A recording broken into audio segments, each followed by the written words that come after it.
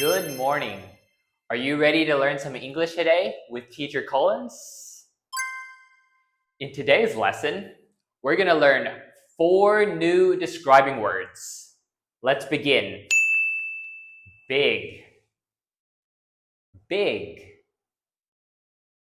Small, small. Fast, fast. And slow, slow.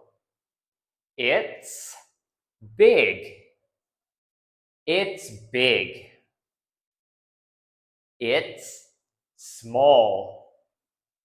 It's small. It's slow. It's slow.